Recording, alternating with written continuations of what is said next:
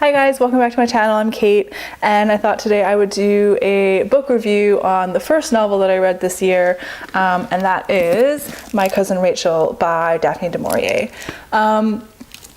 So this book was originally published in 1951. This edition is a really hideous library edition. I think they probably lost the original dust jacket and had to make just like a print library cover because it is quite an old book and quite an old edition. But if you are interested, this is the Robert Bentley cloth-bound edition. And it is 348 pages long. So like I said, it was published in 1951, and I gave this book 5 stars. And then I just thought I'd also mention some adaptations. So it was originally adapted to film in 1952, and that was starring Richard Burton and Olivia de Havilland.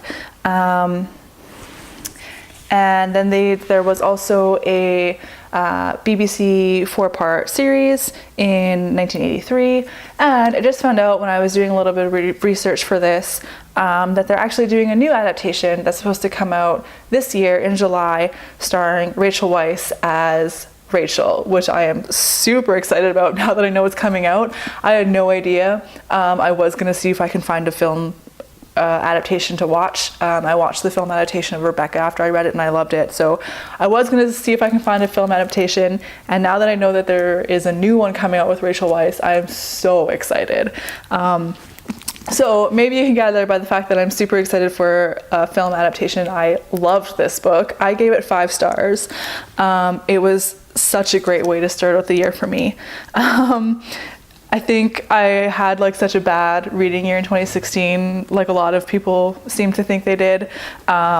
And like I said in one of my previous videos, one of my resolutions for this year is to just read the books that I want to read. And I'm so glad I picked this one up, and I absolutely adored it. And it was such a great way. It's so nice to kick off your reading year with a 5-star novel. My first introduction to Daphne du Maurier was through Rebecca, which I read back in February of 2014, and I absolutely loved it. I gave that one 5 stars as well. And then in 2016, so last year, I read Jamaica Inn, which I didn't like quite as much for some reason.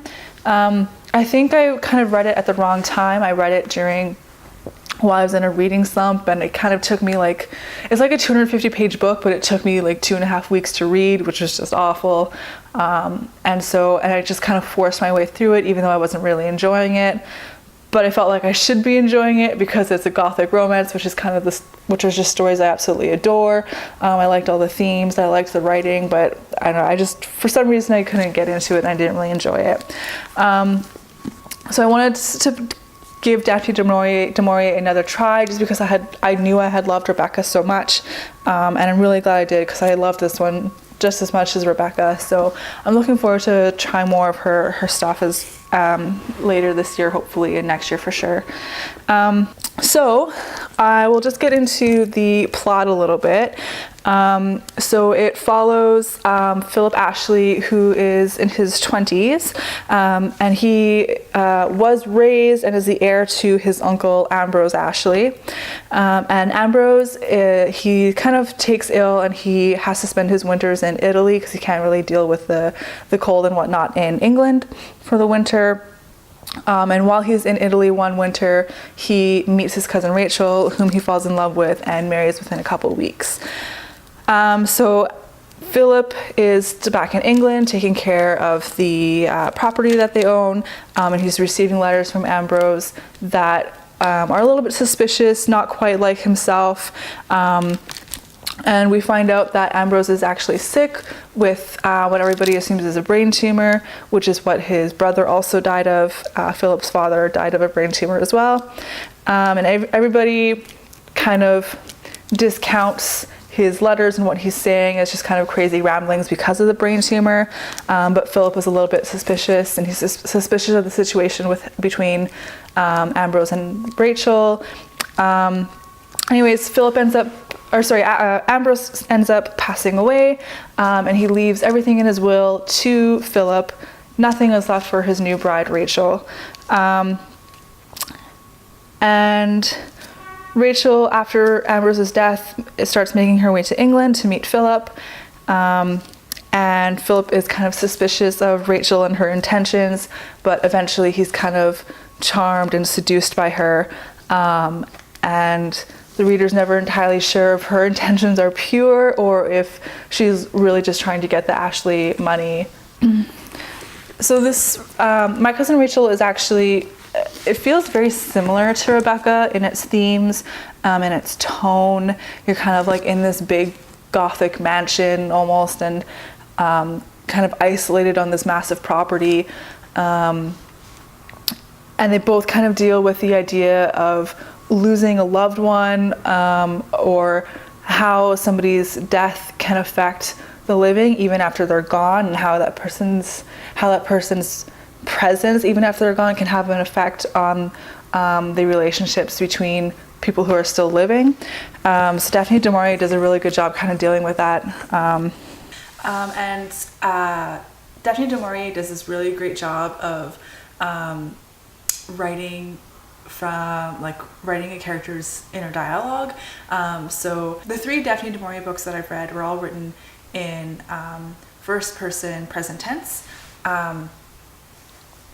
which is not necessarily an uncommon perspective to write from, but I just feel like Daphne du Maurier does a really great job writing the inner dialogue of the character, and so the entire story is told from Philip, Ashley's perspective, and you kind of get this like really great sense of like his motivations, and then you get this kind of this dialogue of him trying to figure out other characters' motivations, particularly Rachel, and him trying to work out what it is she's doing, why she's doing it that way, trying to figure out like the hidden meaning in her words and trying to read between the lines of what she says. And I just feel like Daphne du Maurier does such a great job of writing from that perspective, and writing like the confusion and the misunderstanding of one character.